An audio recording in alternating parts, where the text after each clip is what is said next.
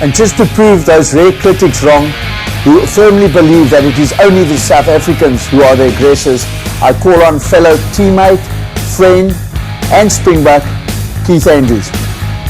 Over van der Best and taking it on. This is a good dog by the scrum half. He finds on the inside Dalton, and the defence of Williams holds up. You see Silver quarter was still given. Dalton was well in the outside the field of play. Williams was the man who slung Dalton unceremoniously onto the ground, and grandfather Keith Andrews comes to look after his little boys. Just saving my young buttocks there. In society, we are taught restraint and composure when faced with hostility. However, this does not apply to the field of rugby. Keith, what is your take on that? James, there can be no better example than in Argentina 1993, the so-called Battle of Tucuman. In the first scrum, however, all hell broke loose.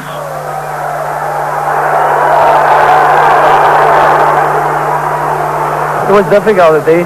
From the first scrum, one of the locks hit our hooker, so we retaliated and it was a big brawl. But we had to fight fire with fire. They kept on kicking us and kept on headbutting us, so we had to give it back to them. The referee, Ephraim Sklar, had a long and serious talk with both captains, but this obviously did not help. At the next scrum, it was even worse than shortly before.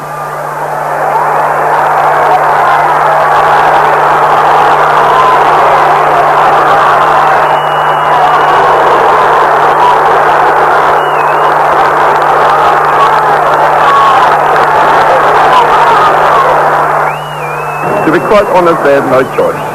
We have been before warned on my trip to Australia and New Zealand, and even when France were playing out in South Africa, they warned us. Coming up to Tucuman, it's no holiday. But the way they play the game, the intimidation, and honestly, the way they play not within the rules, it's not acceptable to me at all. According to the Springbok players, their opponents constantly swore and spat at them, and even resorted to eye gouging. It was quite clear that there was very little the referee could do to stop matters, and Mr. Sklar at one stage even suggested that the match should be called off.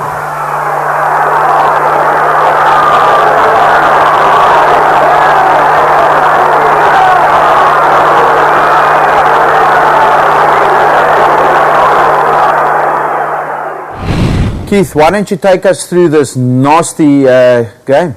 James, I knew we were in trouble when we arrived there. I still recall sitting in the bus, and as we stopped outside the stadium, this little boy was standing outside the bus saying, "Senor, senor." And he was going like this. I knew, we're in trouble today. And when we got into the field, the crowd were going, "Ooh, ah, Tucuman, ooh, ah, Tucuman." Okay. And when these fellows ran on, they were kamikaze pilots. You could see, listen, there's going to be problems for the whole game. Worse than shortly before.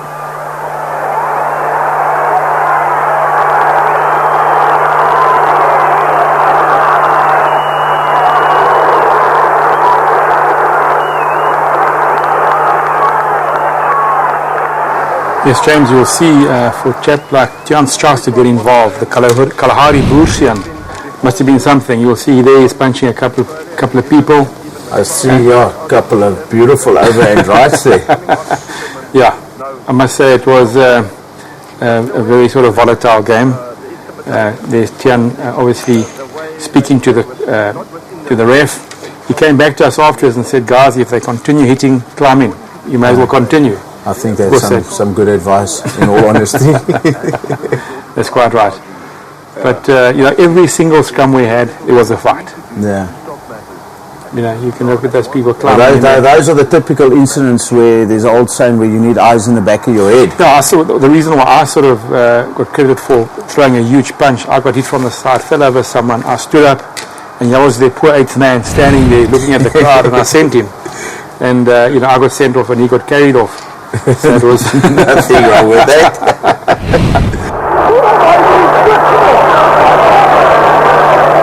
After yet another confrontation, the referee decided he had had enough and gave two players, Louis Molina and Springbok Keith Andrews, their marching orders. Andrews has a very good record for outstanding behaviour, and his dismissal was proof of what was going on the field. But what was quite interesting, once I'd been sent off, we were sitting in the enclosure on sort of like benches, and we didn't realize that these Argentinian spectators were spitting on us.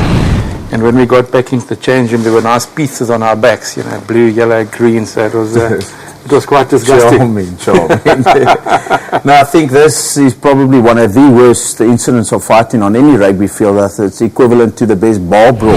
Yeah, no, well-known team for their brawling, and I think they were banned for 2 years subsequent to that game, and I think the coach was banned for life. The way the players were behaving on the field, and they were getting away with it, and so that we had to retaliate. And at one stage, it came to a point that we were thinking of taking the guys off. Keith, I think after all he said and punched, David van der Sant, I think, summed it up the best. Not only did we outplay them, we outboxed them as well.